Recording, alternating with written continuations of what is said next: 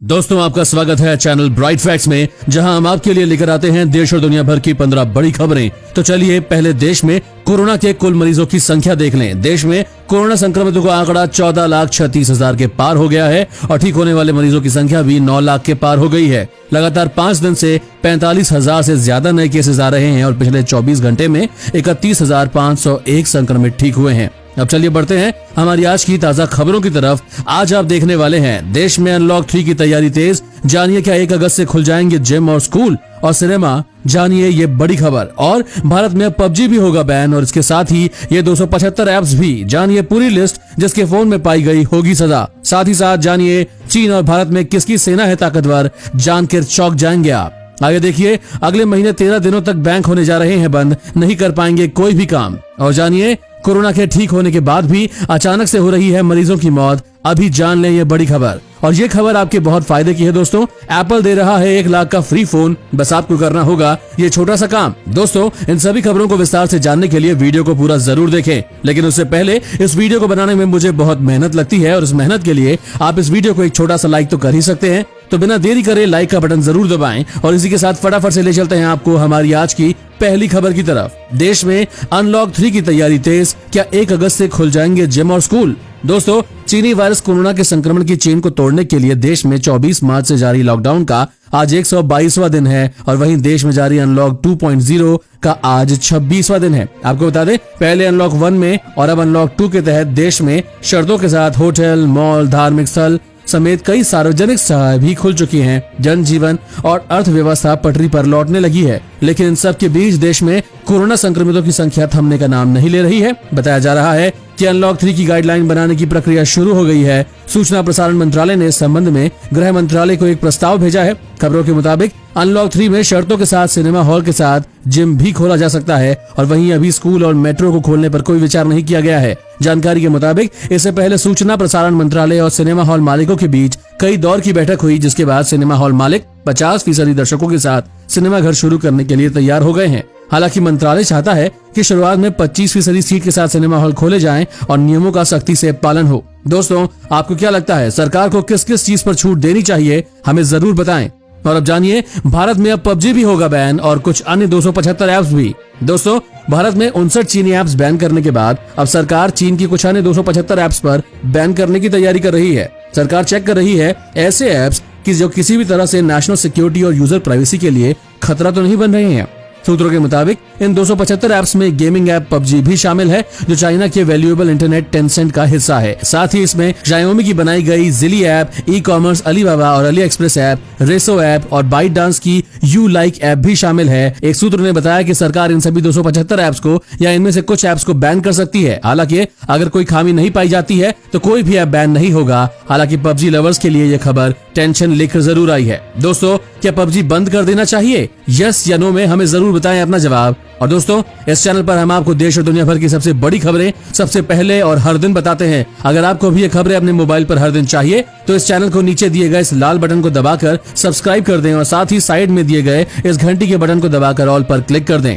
और अब जानिए चीन और भारत में से किसकी सेना है तगड़ी। दोस्तों, अगर दोनों राष्ट्रों की रक्षा प्रणाली की तुलना करें तो चाइना हिंदुस्तान से आगे है, लेकिन फिर भी हिंदुस्तान ड्रैगन का मुकाबला करने में सक्षम है। Welfare centre for science and international affairs यानी कि BCSIA के अनुसार पश्चिम थिएटर कमांड व तिब्बत व शिनजियांग मिलिट्री डिस्ट्रिक्ट के भीतर चाइना के पास कुल 2 लाख से 2,30,000 चीनी पैदल सैनिक है, जबकि हिंदुस्तान के पास 2,25,000 पैदल सैनिक है। बता दें कि 2019 में चाइना के रक्षा क्षेत्र पर $261 अरब खर्च किए गए तो हिंदुस्तान का रक्षा बजट 71.1 अरब डॉलर का था। चाइना के पास हथियार ज्यादा हैं, जबकि सैन्य फोर्स हिंदुस्तान के पास ज्यादा है। Harvard Kennedy school welfare centre for science and international affairs के मुताबिक चाइना की वायुसेना से अधिक ताकतवर है भारतीय एयरफोर्स। हिंदुस्तान के पास मिराज 2000 व सुखोई Su-30 जैसे जेट्स हैं, जो चाइना के G-10, G-11 व Su-27 विमानों के मुकाबले भारतीय एयरफोर्स को बढ़त दिखाते हैं। आपको बता दें, हिंदुस्तान के पास अभी सभी मौसम में उड़ सकने वाले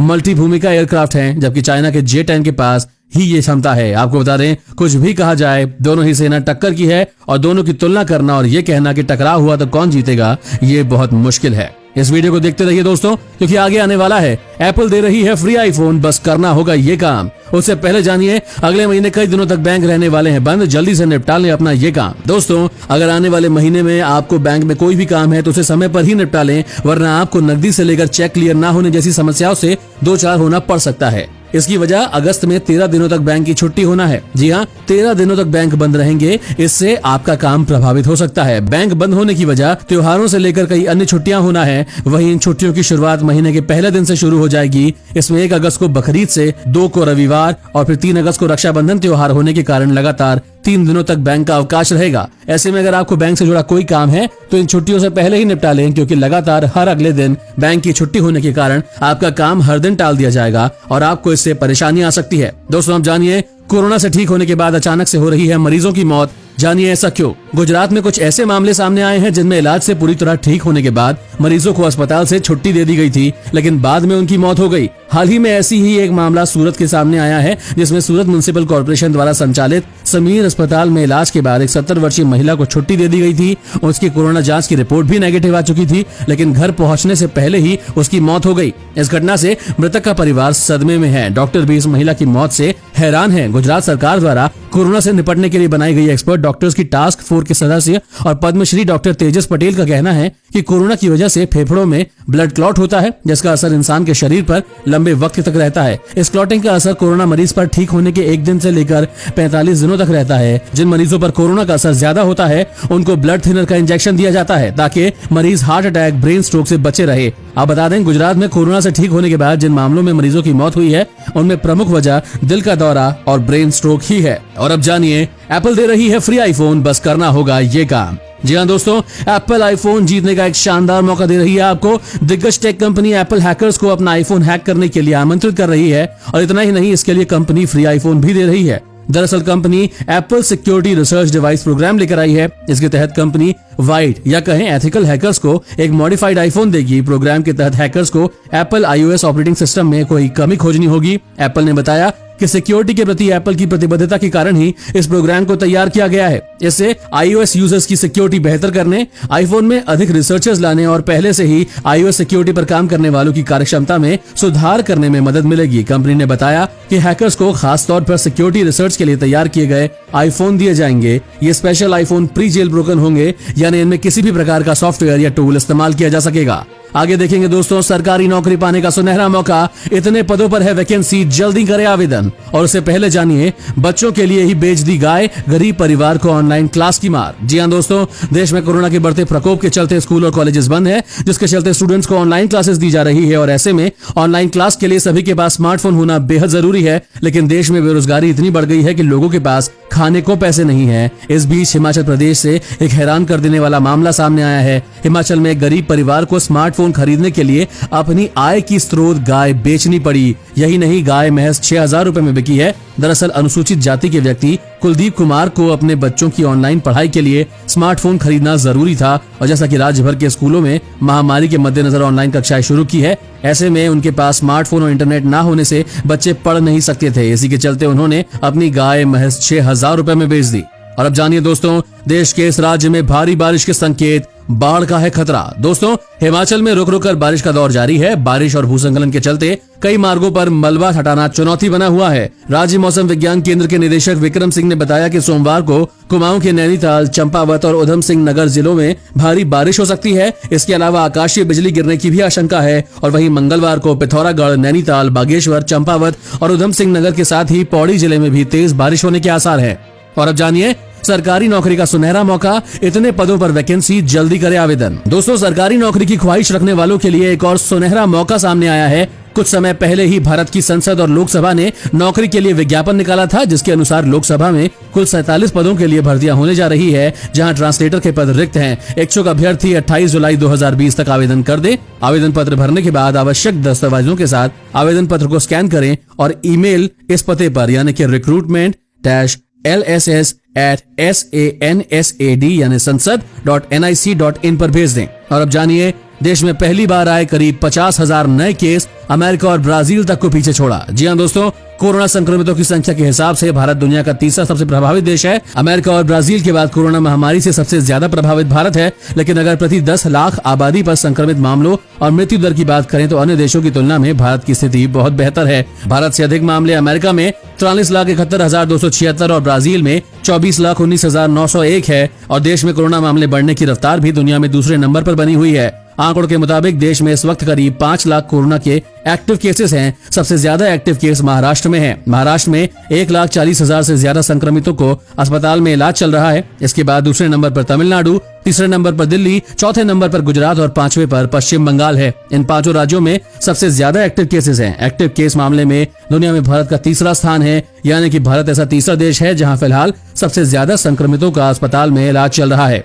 इसी के साथ आगे देखेंगे दोस्तों, फ्रांस दे रहा है भारत को ये तोहफा, अब चीन की खैर नहीं। उससे पहले जानिए एक बड़ी खबर, 100 रुपए महंगा हुआ सब्सिडी वाला एलपीजी सिलेंडर। दोस्तों, रसोई गैस सिलेंडर पर सब्सिडी में पिछले 1 साल में लगातार कटौती किए जाने से इस दौरान सब्सिडी वाला सिलेंडर 100 रुपए महंगा हो गया है और अब सब्सिडी शून्य हो गई है। पिछले साल जुलाई में 14.2 किलोग्राम वाले रसोई गैस सिलेंडर का बाजार मूल्य यानी बिना सब्सिडी वाले सिलेंडर की कीमत 637 रुपए थी, जो अब घटकर 594 रुपए रह गई है। जिसके बावजूद इस दौरान सब्सिडी वाला सिलेंडर 100 रुपए महंगा हुआ और इसकी कीमत 494 रुपए 35 पैसे से बढ़कर 594 रुपए हो गई है। सरकार द्वारा सब्सिडी में लगातार की गई कटौती से इस साल मई से ही सब्सिडी और बिना सब्सिडी वाले रसोई गैस सिलेंडर की कीमत एक हो गई है। और अब जानिए मास्क के कारोबार को लगा बड़ा झटका, इस वजह से हुए बर्बाद। दोस्तों, केस बढ़ने के साथ कोरोना का डर अब पहले से कई गुना ज्यादा बढ़ चुका है और गवर्नमेंट भी मास्क और सोशल डिस्टेंसिंग बनाए रखने की लगातार लोगों से अपील कर रही है। ऐसे में N95 मास्क को लेकर आई गवर्नमेंट की नई गाइडलाइन ने मास्क के मार्केट को एक बड़ा झटका दे दिया है। अभी तक जहां कोरोना के डर से मास्क में कारोबार बढ़ाया था, वहीं नई गाइडलाइन ने फिर से कारोबार पर असर दिखाना शुरू कर दिया है। मार्केट में N95 की डिमांड फीकी पड़ने लग गई और जहां दुकानदार डेली 10 से 20 पीस N95 मास्क सेल कर रहे थे, वहीं अब इसकी मांग बिल्कुल कम हो गई है और माइक्रोबैक्टीरियल सिक्योरिटी वाले N95 मास्क जो पहले बड़ी मुश्किल से मिल रहे थे, वो आज मार्केट में बड़ी आसानी से मिलने लगे हैं। लेकिन अब उसकी पहले जैसी डिमांड नहीं रह गई है। और अब जानिए, फ्रांस दे रहा है भारत को ये तोहफा, अब चीन की खैर नहीं। आखिरकार इंतजार हुआ खत्म, दुनिया का सबसे ताकतवर लड़ाकू विमान रफेल भारत आने वाला है। सूत्रों के मुताबिक आज फ्रांस के एयरबेस से रफेल विमान भारत के लिए उड़ेंगे और 7,364 किलोमीटर की हवाई दूरी तय करके 5 रफेल विमान बुधवार को अंबाला एयरबेस पहुंचेंगे। और सबसे खास बात यह है कि भारतीय वायुसेना के फाइटर पायलट खुद रफेल उड़ाकर भारत ला रहे हैं। माना जा रहा है कि अगले हफ्ते इन 5 विमानों की तैनाती चीन से विवाद के मद्देनजर की जाएगी। भारत ने सितंबर 2016 में फ्रांस के साथ 36 रफेल लड़ाकू विमानों की डील की थी। ये डील करीब 59,000 करोड़ रुपए की थी, जो अब जाके पूरी होने वाली है। और अब जानिए, शराब की बिक्री को लेकर सामने आई ये बड़ी खबर, अब होने जा रहा है ये। दोस्तों, सरकार ने दिया आदेश के बाद अब शॉपिंग मॉल में इंपोर्टेड विदेशी शराब, भारत में बनी स्कॉच, ब्रांडी, जिन और वाइन के सभी ब्रांड मिल सकेंगे। उन्होंने बताया कि शॉपिंग मॉल्स में 700 रुपए से ऊपर के प्रीमियम और इंपोर्टेड ब्रांड मिलेंगे। इसके साथ ही 160 रुपए से ऊपर की प्रीमियम और इंपोर्टेड ब्रांड की बियर और कैन बेचने की अनुमति भी मिलेगी। इन दुकानों की सालाना लाइसेंस फीस 12 लाख रुपए तय की गई है। दुकानों में ग्राहकों को प्रवेश करने और अपनी इच्छा अनुसार ब्रांड चुनने की सुविधा होगी। दुकान वातानुकूलित होगी, पर वहां बैठकर पीने की अनुमति नहीं होगी। आगे देखेंगे दोस्तों, कोरोना के बाद आई अब दूसरी तबाही, हजारों लोग हुए परेशान। उससे पहले जानिए, सोना और चांदी खरीदने वालों के उड़ेंगे होश, आज इतनी हो चुकी है कीमत। दोस्तों, आज सुबह बाजार खुलने के साथ ही सोना और चांदी में एक बार फिर से तूफानी तेजी दिखी है। जानकारों का मानना है कि जल्द ही सोना 55,000 रुपए प्रति 10 ग्राम और चांदी 70,000 रुपए प्रति किलो के स्तर को छुएगी। सोमवार को बाजार खुलते ही MCX पर सोना 705 रुपए प्रति 10 ग्राम की तेजी पर दिखा, वहीं चांदी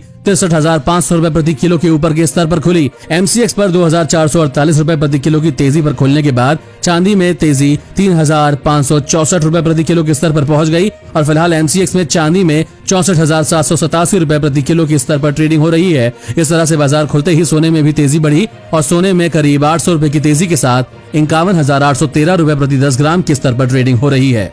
और अब जानिए, कोरोना के बाद अब आई दूसरी तबाही, हजारों लोग हुए परेशान। दोस्तों, बवंडर के रूप में उठा उष्णकटिबंधीय तूफान हना रविवार को टेक्सास खाड़ी तक पहुंच गया और भारी बारिश से तबाही मचाई। कोरोना के बढ़ते मामलों से जूझ रहे क्षेत्र में यह तूफान बर्बादी का सबब लेकर आया है, जहां तेज हवाओं और मूसलाधार बारिश ने नौकाएं तबाह कर दी, सड़कों पर बाढ़ आ गई और बिजली आपूर्ति ठप हो गई। राष्ट्रीय तूफान केंद्र ने बताया कि तूफान हन्ना करीब 85 किलोमीटर प्रति घंटे की रफ्तार से अमेरिका और मैक्सिको की सीमा के ऊपर से गुजरा। दोस्तों, आज की खबरों में बस इतना ही। इस चैनल को नीचे दिए गए इस लाल बटन को दबाकर सब्सक्राइब कर दें और साथ ही साइड में दिए गए इस घंटी के बटन को दबाकर इस ऑल पर क्लिक कर दें ताकि आपको हमारी खबरें हर दिन आपके मोबाइल पर मिलती रहे।